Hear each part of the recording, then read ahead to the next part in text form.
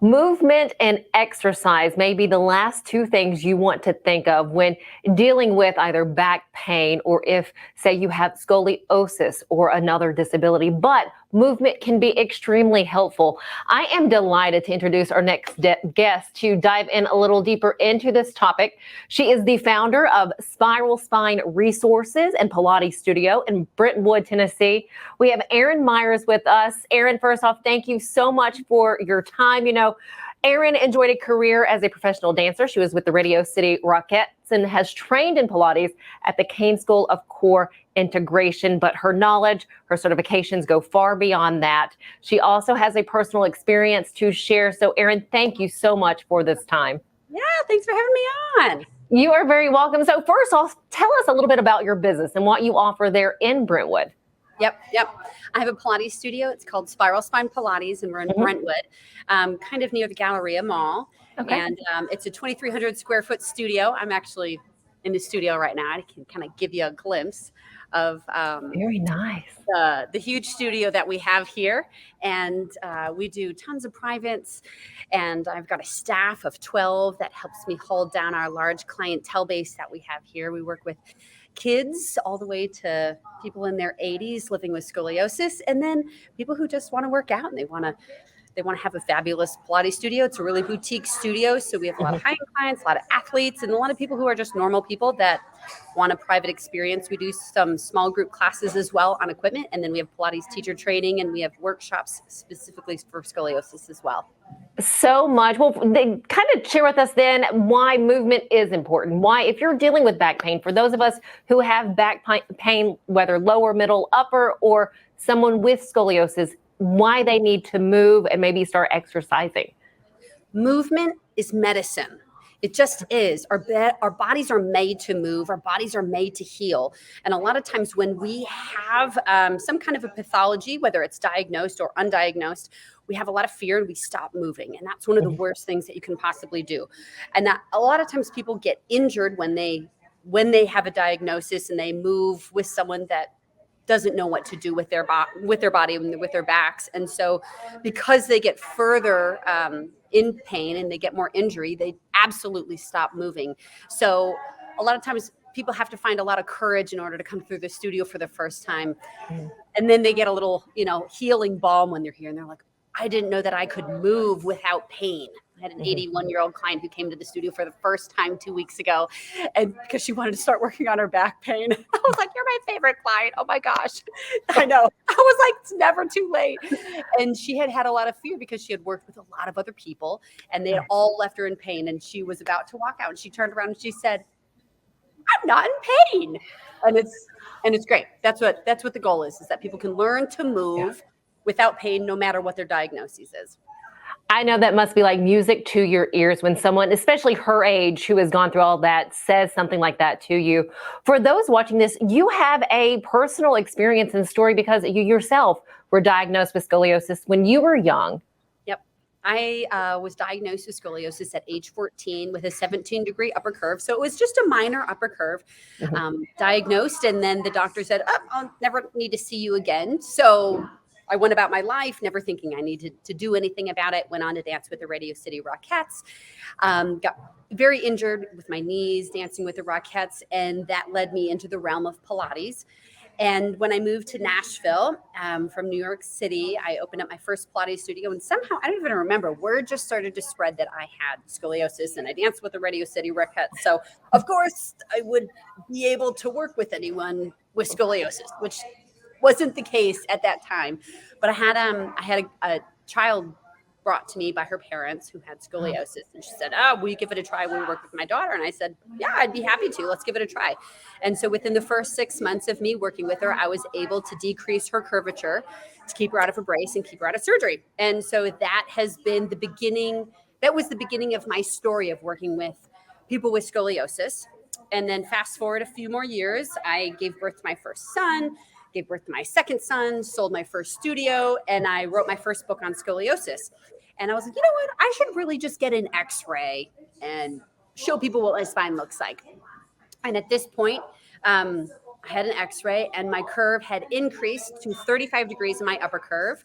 And I had now developed a lumbar curve in the other direction, and it was at 25 degrees. And the doctor had told me it was never going to increase. That's why he never needed to see me again.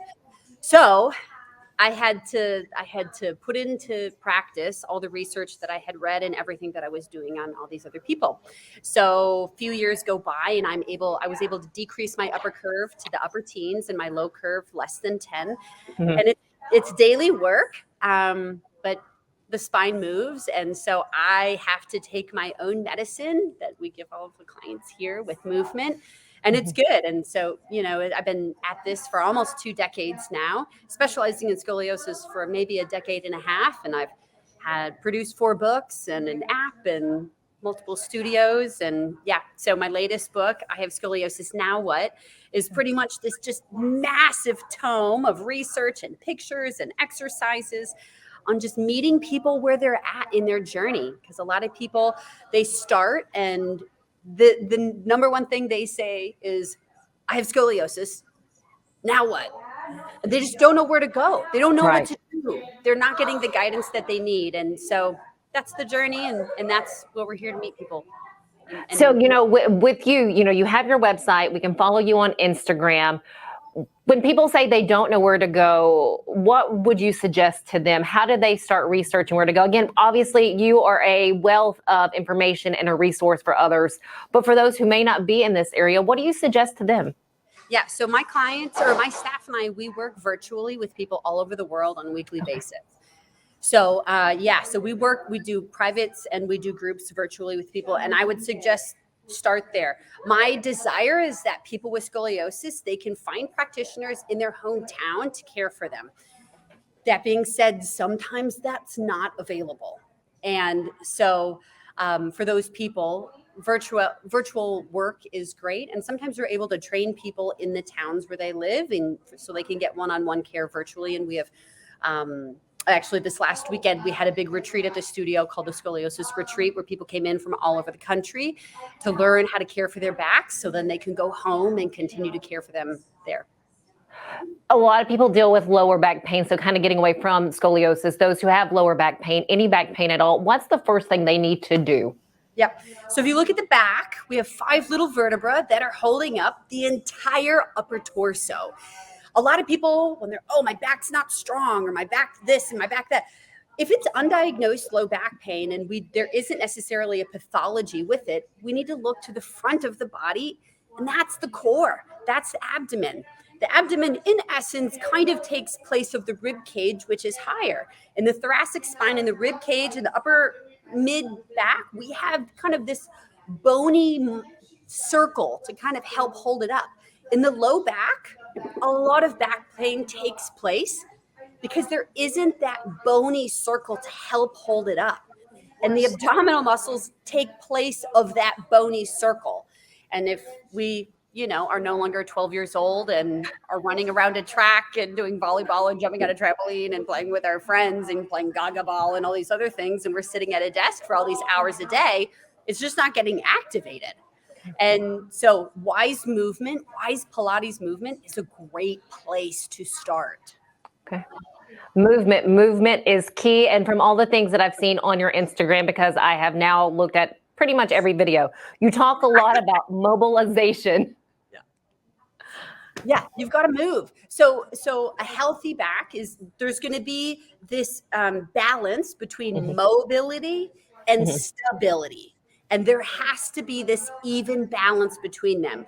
We can be locked up, no mobility, and be in pain. We can and be strong even. And then we can have a ton of strength, or we can have too much mobility, like a dancer, strength, but or very mobile, but not enough strength. Or we can be locked up and not enough mobility. And the goal is we need to find an even balance between that. We need to find mobility and stability. And kind of the ultimate goal is that we would be able to control our mobility or control our stability. Mobile, stable, strong, flexible bodies. I feel like we could make an entire 30-minute mornings on Main Street and sit and talk with you the entire time and just get all the information that you are able to give us. Thank you, Erin, so very much. Anything that I haven't asked you that you feel like people who are dealing with this need to hear?